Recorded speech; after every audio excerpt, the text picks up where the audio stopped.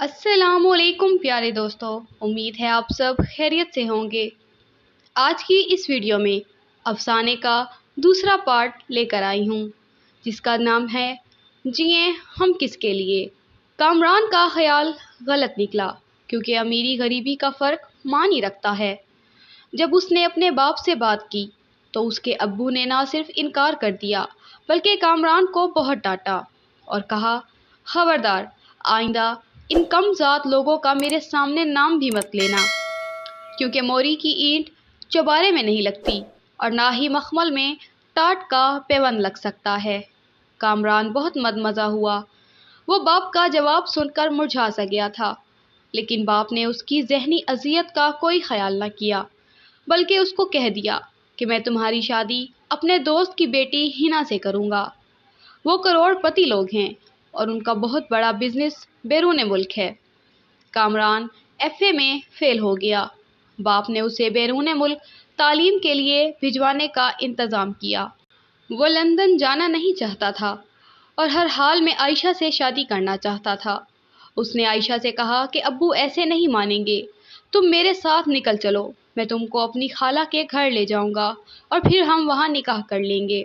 आयशा बोली, मेरे अब्बू का क्या होगा, क्योंकि वो मुझको बेटी नहीं बेटा समझकर पढ़ा रहे हैं।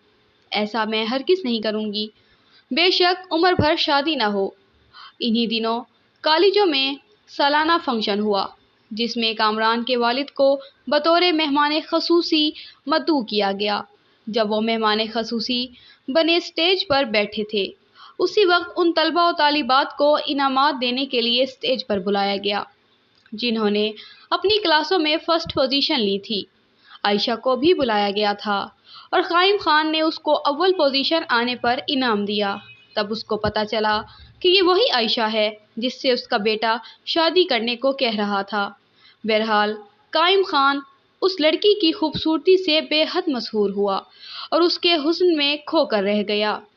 आज घर आकर उसने पहला कलाम ये किया कि अपने बेटे का दाखिला इंग्लैंड कराने के लिए अपने दोस्त को फ़ोन किया और फिर जल्द अज जल्द तमाम अमल मुकम्मल कराने में सिर्फ 2 माह लगे और कामरान को इंग्लैंड भिजवा दिया। उसके बाद वो कदम उठा या जिसके बारे में कोई सोच भी न सकता था। काइम खान की उम्र 50 बरस थी, जबकि आयशा की उम्र सिर्फ 17 साल थी। मगर उम्र के इस फ़र्क को भी पसे पुश्त डालकर वो सिर्फ दौलत के ज़ोर पर आयशा के वालिद के पास गया और रिश्ता तलब किया।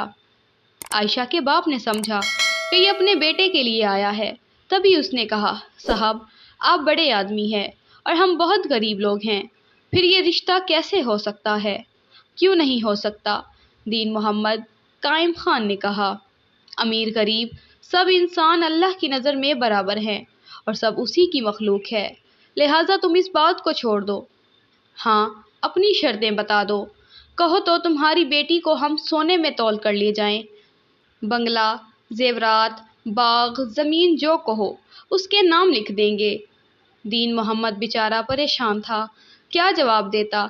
उसको यकीन नहीं आ रहा था कि एक अमीर आदमी उसकी मुफलिसी के बावजूद इस रिश्तेदारी पर इस कदर बेताब क्यों है।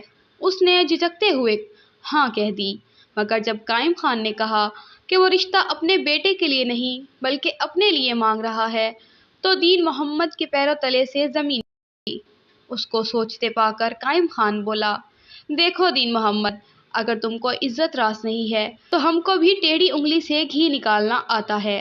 इज्जत और शराफत से बेटी को हमसे ब्याह दो, वरना हम वैसे ही उठवा लेंगे, तो भी तुम हाथ मलने के सिवा कुछ नहीं कर सकोगे। फिर पुलिस तुम्हारी नहीं हमारी सुनेगी, और जब रिपोर्ट लिखवाने थाने जाओगे तो जेल भी तुम ही को जाना होगा।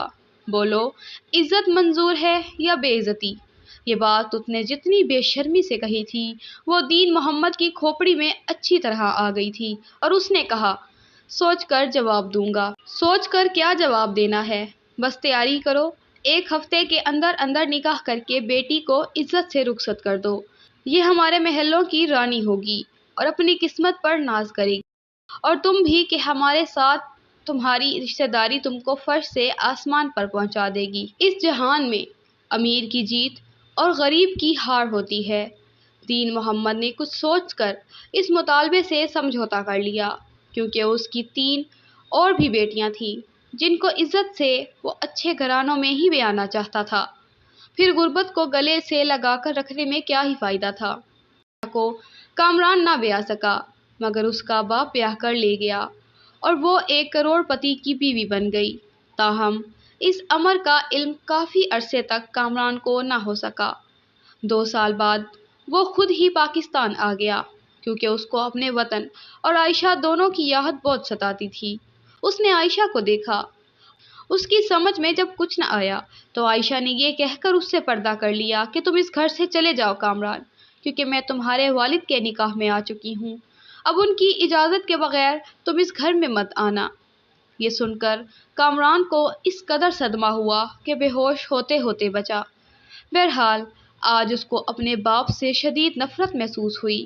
اس نے ارادہ کر لیا کہ وہ اپنے باپ کو شوٹ کر لے اور وہ پھر عائشہ اور خود کو بھی گولی مار لے۔